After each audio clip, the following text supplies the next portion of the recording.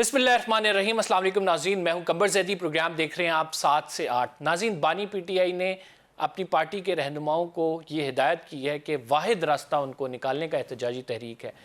आज सवाबी में जलसा इसी तहरीक की एक कड़ी है। तहरीक इंसाफ इससे पहले भी एहतजाज करती रही है, तहरीक इंसाफ इससे पहले भी तहरीक के ऐलानात करती रही है, लेकिन जो अहदाफ रखे गए थे उनको हासिल करने में नाकाम रही। क्या अब की बार इमरान खान साहब जो पार्टी रहनुमाओं पर जोर दे रहे हैं कि आपने एहतजाजी तहरीक को लीड करना है, स्ट्रीट पावर शो करनी है, वो इमरान खान साहब को जेल से बाहर निकलने में कामयाब हो जाएंगे? क्या सवाबी का जलसा गेम चैलेंजर जलसा साबित होगा? आज इस पर बात करेंगे। दूसरी तरफ खान साहब जब इक़्तिदार से निकले तो उन्होंने अमरीकी जो इंतज़ामिया थी उसके ख़िलाफ़ एक बयानिया बनाया और कहा कि रिजीम चेंज ऑपरेशन में अमरीका का हाथ है। आज जब अमरीकी इंतज़ामिया सदारती इंतखाबात के बाद तब्दील हुई है, डोनाल्ड ट्रंप से जो उम्मीदें तहरीक इंसाफ जोड़ रही है, उस पर उनका वर्जन लेंगे कि एक तरफ तो उसी की मदाखलत पे आप लोगों को कहते थे कि हमारे मुल्क को कोई डिक्टेट क्यों करे, दूसरी तरफ आप उसी इंतज़ामिया से लोहे लगाए बैठे हैं और इमरान खान साहब ये बयानात जारी कर रहे हैं कि डोनाल्ड ट्रंप इंतज़ामिया न्यूट्रल रहे। तीसरी इंपॉर्टेंट स्टोरी जो आज प्रोग्राम में हम शामिल करेंगे नाज़रीन, वो जजेस के अलाउंसेस में इजाफे की है। 68,000 हाउस अलाउंस को बढ़ाकर 3,50,000 कर दिया गया। इस तमाम इजाफे पर हुकूमत ये कह रही है कि चूँकि ये काम था इस वजह से किया गया है। एक जानिब हुकूमत कहती है कि हम ऑस्टेरिटी मेजर्स ले रहे हैं, दूसरी जानिब वो एक पैरेलल सुप्रीम कोर्ट की भी बातें करती है, यानी 34 जजों को लाना, फिर उनके जुडिशियल अलाउंस बढ़ाना। हुकूमत क्या अहदाफ हासिल करना चाहती है, इस पर भी जिक्र करेंगे। हमारे साथ कमरुल इस्लाम साहब मौजूद होंगे, मुस्लिम लीग नून से इनका ताल्लुक़ है। हमें ज्वाइन करें स्टूडियो में फैसल चौधरी साहब जो सीनियर कानूनदान हैं। हमें नदीम कुरैशी साहब जो है वो ज्वाइन करेंगे, रहनुमा पाकिस्तान तहरीक इंसाफ के। Starting from you Faisal Chaudhry sahab, Khan साहब ने क्या हिदायत की है? खान साहब कहते हैं कि सिर्फ अब जो है एक वाहिद रास्ता उनको निकालने के लिए वो एक तहरीक है जो कि चलाई जाए और उस एहतजाजी तहरीक के नतीजे में वो बाहर आ सकते हैं, यानी अदालतों पे एतमाद उस तरह से नहीं रहा। अब नहीं, अदालतों पे एतमाद न करने की बात नहीं है। बात यह है कि इमरान खान साहब के ख़िलाफ़ जो पॉलिटिकल परसिक्यूशन है, जो उनके ख़िलाफ़ जितनी भी लिटिगेशन है वो पॉलिटिकली मोटिवेटेड है। उसमें कोई भी कानूनी बुनियाद के ऊपर तो केस नहीं है। जो भी केसेस हैं वो आप देखते हैं कि कन्विक्शन सेटिसाइड हो जाती हैं या सस्पेंड हो जाती हैं आला अदालतों से।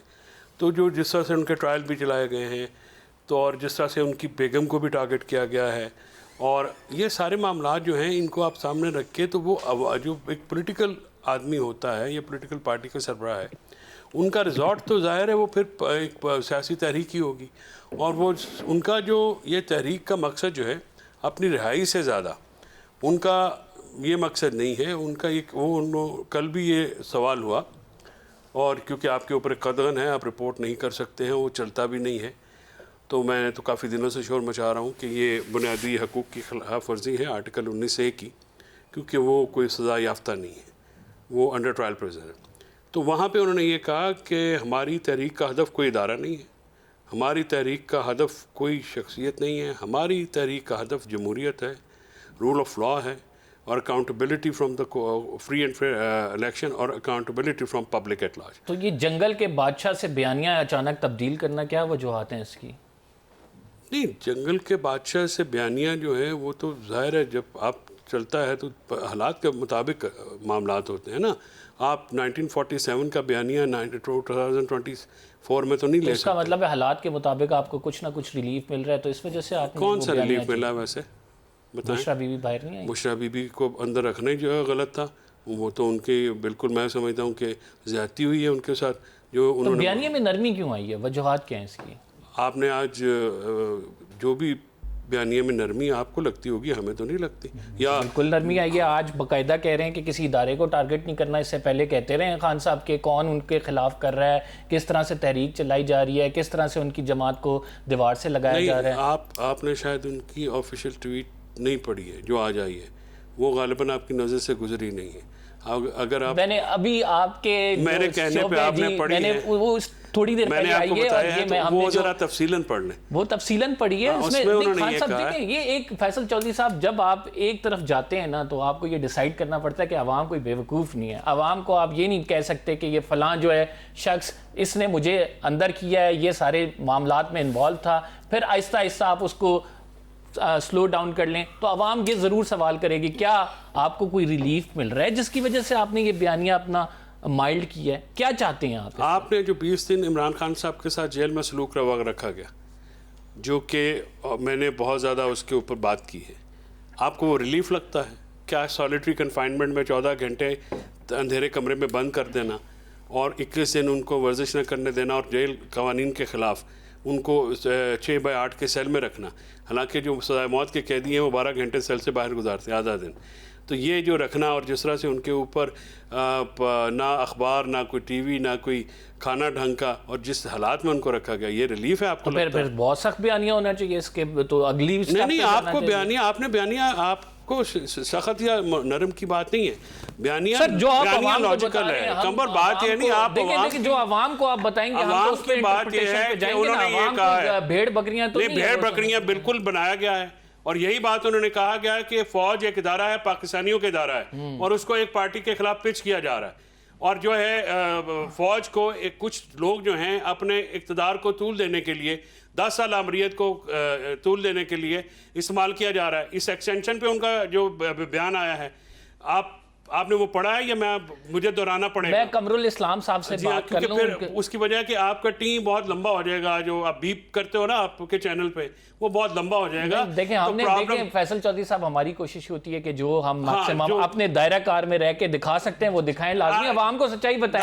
आप मेरे से एक्सपेक्ट ये कर सकते हैं कि मैं जो हूं दायरा कार तो आपका जो है वो दायरा कभी इतना हो जाता है, कभी आपके दौर में, आप मुझे बताएं, आपके दौर में आपने तो चले बताएं कि आपके दौर में नहीं हुआ, बिल्कुल नहीं हुआ। क्यों मतीउल्लाह जान को कब उठाया गया था? ये इंसल्ट आप कंबर do not compare apple apples with Matiullah Jan को जब पता चला तो 12 घंटे में कौन लेके आया? नहीं, कौन बातें ना करें यार, कौन उठा के लेके गया साहब, ये ना करें ना, देखें आप नहीं बताए ना कौन उठा के ले गया था? नहीं, जनरल फैज।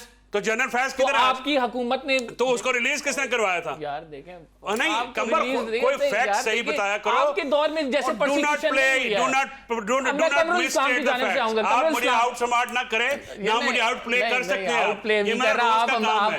आपने वहां पे जब इमरान खान को पता लगा यार, 12 घंटे में मतीउल्लाह वापस आए। चौधरी साहब, मैं आपको बड़े आपके भाइयों वाला रिश्ता है, लेकिन मैं फेयर कमेंट जरूर करूंगा। जो तहरीके इंसाफ के दौर में हुए उसे मैं भूलूंगा नहीं, ठीक है? यही अभी मैं कमरुल इस्लाम साहब से एक बात देखिए, आप जब ये कंपैरिजन करते हैं ना आज के दौर का किसी और दौर के साथ, इवन जनरल मार्शल लॉ के दौर में ये नहीं हुआ, it is an insult to the violation, जो ह्यूमन राइट्स की वायलेशन आज हो रही है, जो डंडा डोली आज हो रही है। वो मैं कमरुल इस्लाम साहब यही पूछने जा रहा था, एग्जैक्टली यही पूछने। सर ये अनप्रेसिडेंट, कमरुल इस्लाम साहब आपकी हुकूमत में जो हुआ है तो उसकी तो क्या माशाल्लाह क्या कहने, उसकी तो बात ही नहीं कोई कर सकता ना।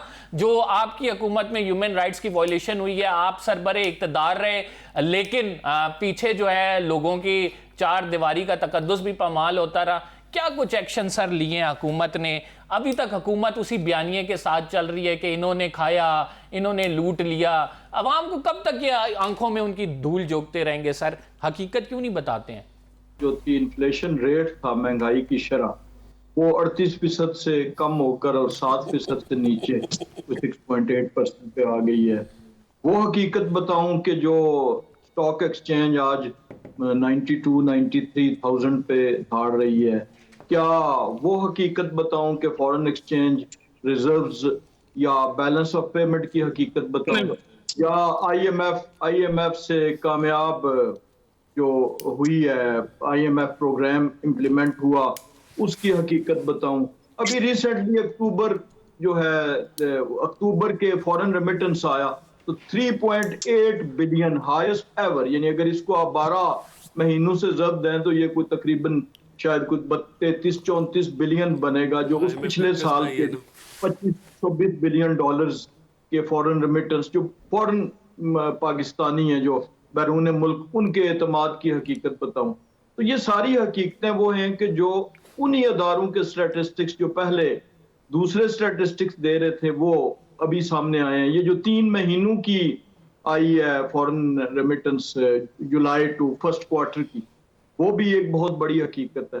तो नहीं, हम तो अभी इस एक वक्त और भी हकीकत है, मैं कमरुल इस्लाम साहब सॉरी टू इंटरप्ट यू, एक और बड़ी हकीकत ये है कि आईएमएफ का वफ्द अभी आ रहा है, आप लोग वर्चुअल उनसे निगोशिएट करते रहे और उन्हें मनाने की कोशिश करते रहे, लेकिन उन्होंने कहा कि हम मिनी बजट के हवाले से बात करने आ रहे हैं, तो वो तो आपको कह रहे हैं कि 321 अरब का आपका शॉर्टफॉल है सर, तमाम अहदाफ में से हैं।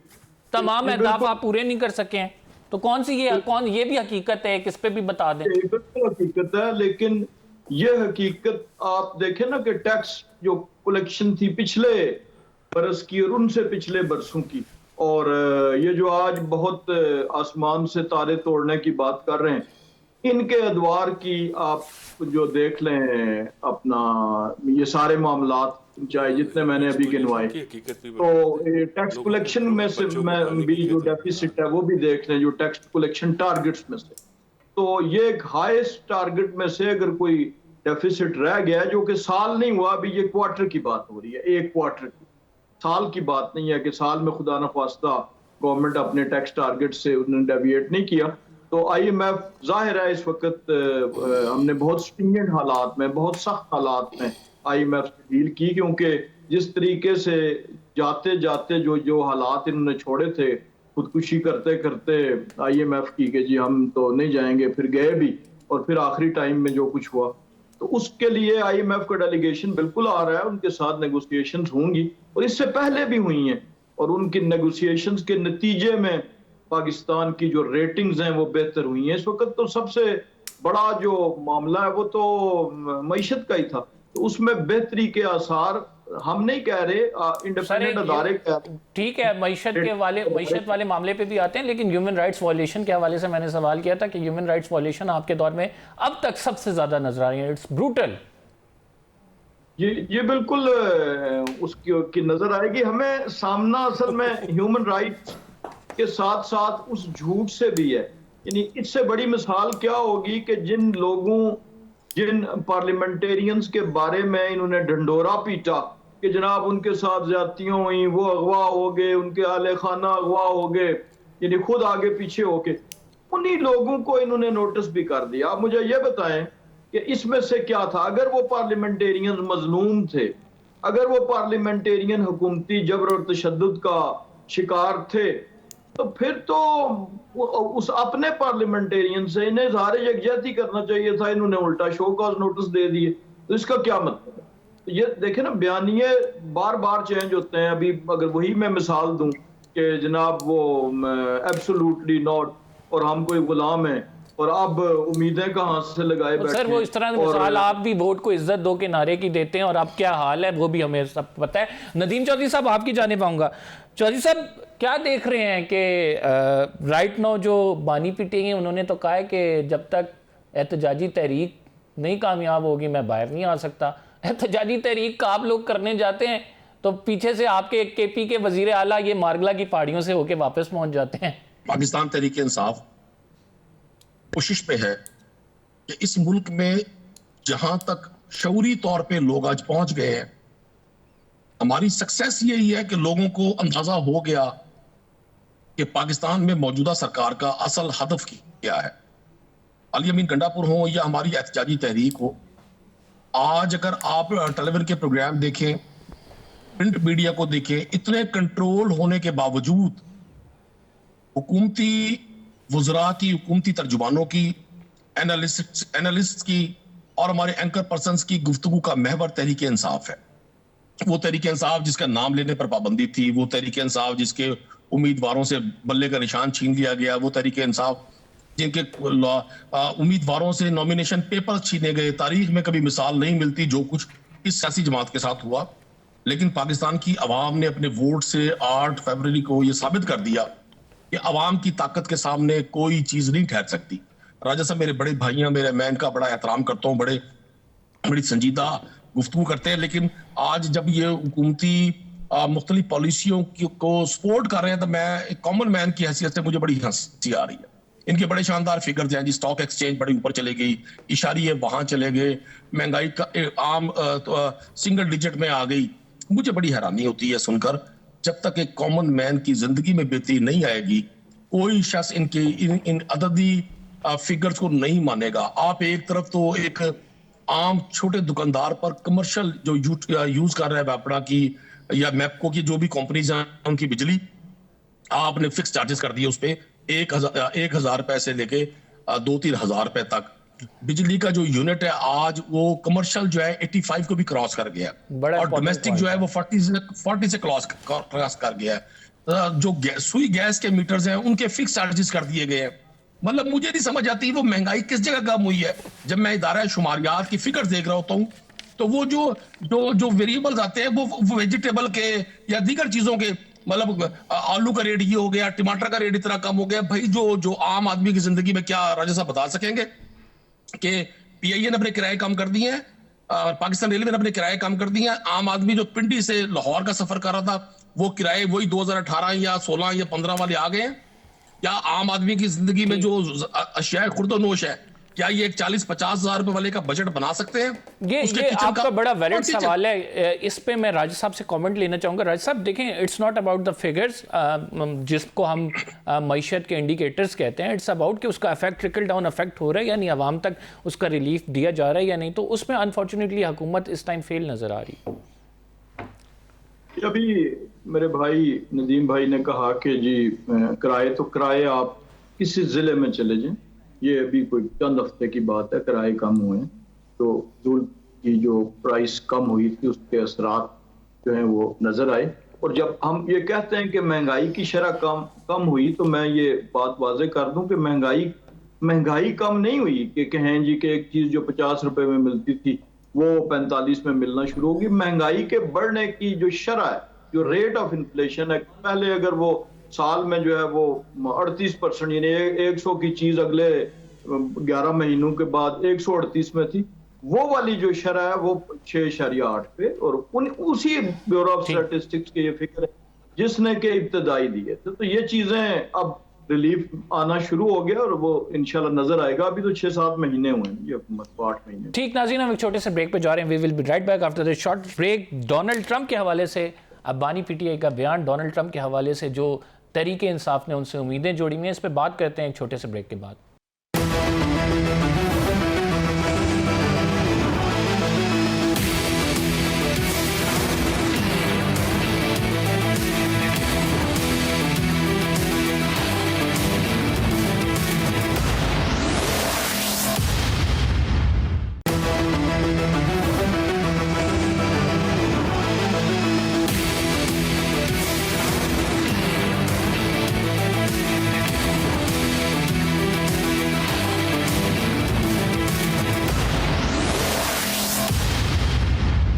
वेलकम बैक नाज़रीन। बानी पीटीआई ने एक बयानिया बनाया और उसमें जो बाइडन इंतज़ामिया के ख़िलाफ़ बड़ा हमने देखा कि तहरीक इंसाफ की जानिब से कहा गया कि उन्होंने इस तमाम मामले में वो रिजीम चेंज ऑपरेशन में बड़ा किरदार अदा किया और उनकी हुकूमत हटाई गई।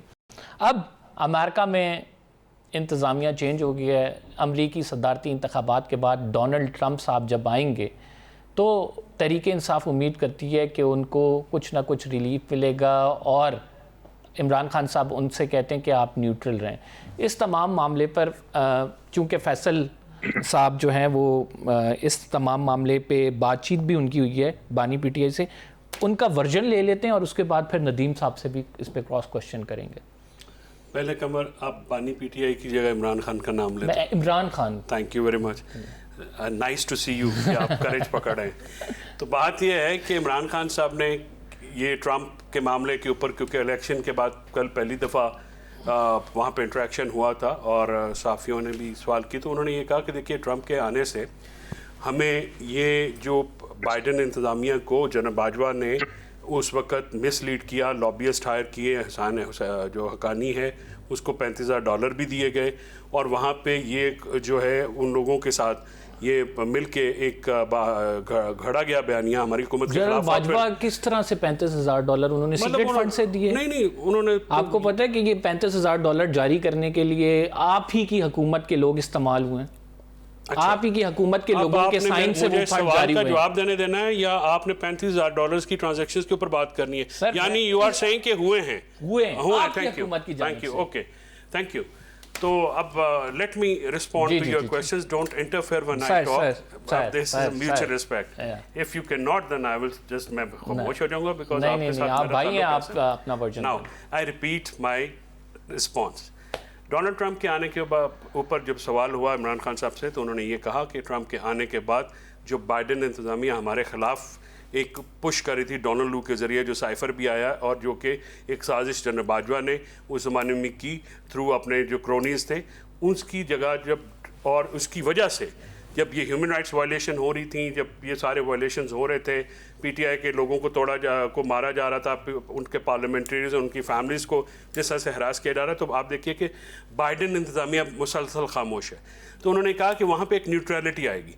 वो न्यूट्रलिटी जो है, क्योंकि ट्रंप जो हैं, एक तो उनका ज़ाती ताल्लुक बहुत है, फिर उन्होंने ये भी कहा कि देखिए जब वो वहाँ पे गए थे वाइट हाउस में, तो उन्होंने बड़ा वार्मली उनको रिसीव किया, फिर उन्होंने ट्रिप भी खुद करवाया, फिर उसके बाद यूएन जनरल असेंबली में जब वो वहाँ पे गए तो 4-5 जो लोगों से मिले, फिर उन्होंने सबसे बड़ी बात ये की कि मैंने जब कश्मीर का जिक्र किया तो डोनाल्ड ट्रंप ने, यूजुअली अमेरिकन प्रेसिडेंट्स इस पर बात नहीं करते, but he was very warm, तो उन्होंने कश्मीर के इशू का भी जिक्र किया। सो उन्होंने कहा कि हम जो हमारी रिस्पेक्ट उन्होंने इतनी की, तो हम उसके ख़िलाफ़ क्यों बोलेंगे। और ऑब्वियसली जो बाइडेन इंतज़ामिया का एक मुसलसल पुश था पीटीआई के अगेंस्ट, जिसको तो अब तो आपने वो भी जो साइफ़र था उसके कंटेंट्स भी एक इंडिपेंडेंट मीडिया ग्रुप ने छाप भी दिए, आपने वो पढ़ लिए। सो इसमें जो साजिश थी, और फिर मौलाना फजल रहमान साहब ने समा टीवी पे ये क्रॉबोरेट किया अपने इंटरव्यू में कि जनरल फैज़ और जनरल बाजवा की मौजूदगी में ये सारी पार्टियों को जनरल बाजवा ने कहा कि हाँ ये हम इस तरह से कर लेंगे। और परवेज़ खट्टक का उन्होंने जिक्र किया। कल उन्होंने कहा परवेज़ खट्टक जब ये हमारी 9 मई के बाद ये वहाँ पे केपी में लोगों को तोड़ रहे थे, तो ये जाके कहते थे कि अमेरिकन कह रहे हैं कि वो तो जेल में चला गया, पार्टी हम तोड़ देंगे और हमें किसी किस्म का कोई प्रेशर नहीं। तो मतलब यानी आपकी पार्टी के लिए एक खुशाइन चीज़ है कि वो न्यूट्रल आप समझते हैं न्यूट्रल हो जाएगा। और जी कुरैशी साहब, जुल्फी बुखारी साहब कहते हैं, आपकी पार्टी से उनका ताल्लुक है, वो कहते हैं कि मैं अमेरिका जाऊंगा और जेरेड कुशनर उनके, आपको पता है, बड़े दरीना दोस्त हैं, तो बात करेंगे कि वो खान साहब के हवाले से। तो सर ये इसी मुदाखलत पे तो सारा बयानिया बनाया गया था कि भाई खुदारा हम दूसरों की डिक्टेशन लेकर क्यों हमारी इस्टेब्लिशमेंट करिए। अब आप दोबारा से उधर जा। लेट मी क्लैरिफाई है, मेरी जुल्फी साहब से बात हुई थी एंड ही सेड कि मैंने तो ऐसी कोई बात नहीं की है, और उन्होंने अपने जो ट्विटर हैंडल से एक ट्वीट की, वो फेलिसिटेशन की यानी मुबारकबाद की थी। वैसे तहरीक इंसाफ जुल्फी बुखारी का ये बयान छपा था, उसके बाद वो बयान जो है वो it is attributed to him, but he said कि देखिए ये हमारा एक स्टेटेड पोजीशन जो है वो ये है कि पाकिस्तान के, और खान साहब ने कल कहा कि मैं अपनी राय के लिए किसी से मुतालबा नहीं करूंगा। अच्छा, पाकिस्तान के मसले पाकिस्तान में हल होने हैं और पाकिस्तानी कौम ने सर आप क्यों अमेरिकन एस्टैब्लिशमेंट से चाहते हैं वो न्यूट्रल हो, वो चाहे इस साइड पे खड़ी हो या उस साइड पे, क्या असर पड़ता है इससे, ये जरा बता असर पड़ता है। नदीम कुरैशी साहब, देखिए मैं गुजारिश कर दूं आपसे ये पूरी दुनिया जो फलस्तीनी मुसलमानों के कत्ले आम पर एहतजाज कर रही है और जो बाइडेन गवर्नमेंट की पॉलिसीज पर जो पूरी दुनिया से रिस्पांस आ रहा है, आप उस रिस्पांस को भी फिर क्रिटिसाइज करें कि वो रिस्पांस क्यों आ रहा है। देखिए भाई, जब दुनिया में शर फैलेगा, लोगों की जिंदगी जीर्ण की जाएंगी, पाकिस्तान एक 25 करोड़ की आबादी का मुल्क है, एक सियासी जमात को दीवार से लगाने के लिए तमाम आईनी हुदूद को पार कर दिया जाएगा, तमाम कवानीन को पामाल कर दिया जाएगा, पूछने वाला नहीं होगा। दुनिया पूछ तो सकती है ना। आज आप और मैं कोई 80s में नहीं है कि यहाँ को 2-3-4 अखबारात के लोग मोहताज हैं। ये डिजिटल मीडिया का दौर है, और मुझे नहीं, मैं कॉमन पाकिस्तानी बतौर मेंबर असेंबली हैरान इस बात पर हूं कि पिछले 4 रोज से किसी जगह तहरीक इंसाफ की ऑफिशियली कोई स्टेटमेंट सिवाय मुबारकबाद के अलावा नहीं आई कि हमें कोई किसी से तवक्को है। मैं अल्लाह की जात से तवक्को है। डोनाल्ड ट्रंप अमेरिका के प्रेसिडेंट बने हैं, वो हमारे लिए क्या कर सकते हैं। मैं एक छोटा सा ब्रेक ले रहा हूँ, we will be right back after this short break. फिर हम कमरुल इस्लाम साहब की जानिब चलेंगे, कुछ इंपॉर्टेंट सवाल हैं जो उनसे पूछने हैं, आप कहीं मत जाइएगा। खसूसन जो जजेस की तनख्वाहों में इजाफा किया गया है, एक तरफ तो हुकूमत कहती है ऑस्टेरिटी मेजर्स ले रही है, दूसरी जानिब 34 जज लगाकर जो 68,000 का फंड था उसको इन्होंने 3,40,000 कर दिया। तो इस पर बात करेंगे प्रोग्राम में एक छोटे से ब्रेक के बाद।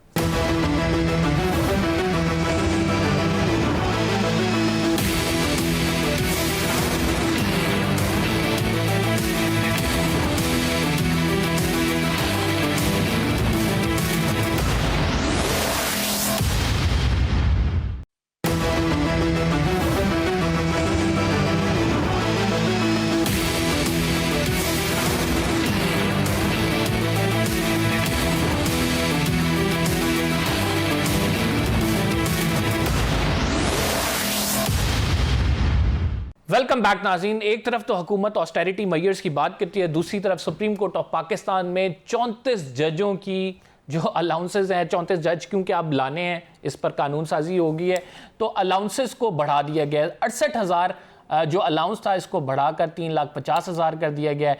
अब एक तरफ हुकूमत एक दावा करती है, करती उसके बरक्स है।